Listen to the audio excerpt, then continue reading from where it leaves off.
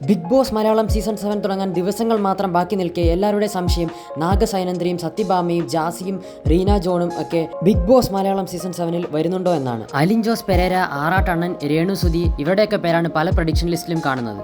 എൻ്റെ ഒരു അഭിപ്രായത്തിൽ ബിഗ് ബോസിന് ബോധം ഉണ്ടെങ്കിൽ അലിൻ ജോസ് പെരേര അങ്ങനെയുള്ളൊരു കണ്ടസ്റ്റന്റിനെ കൊണ്ടുവരത്തില്ലെന്നാണ്. ഒരിക്കലും ഏഷ്യാനെറ്റ് അവരുടെ ചാനലിൻ്റെ റേറ്റിംഗ് കുറയ്ക്കാൻ ശ്രമിക്കത്തില്ലല്ലോ.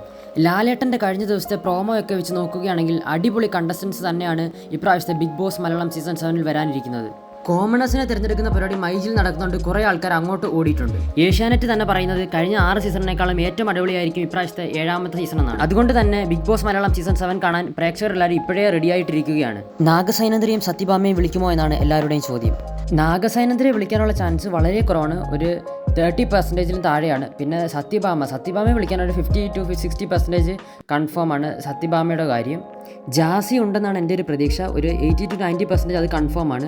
പിന്നെ റീന ജോൺ ഉണ്ടെന്നുള്ള കാര്യം ഒരു 90 to 95% കൺഫേം ഉള്ളൊരു കാര്യമാണ്. റീന ജോൺ എന്നൊരു വ്യക്തി UK-യിൽ നിന്നുള്ളൊരു വ്യക്തി ഉണ്ടെന്നുള്ളത്. അപ്പോൾ ബിഗ് ബോസ് മലയാളം സീസൺ 7 നമുക്ക് എല്ലാവർക്കും കൂടെ അടിച്ചു പൊളിക്കാം.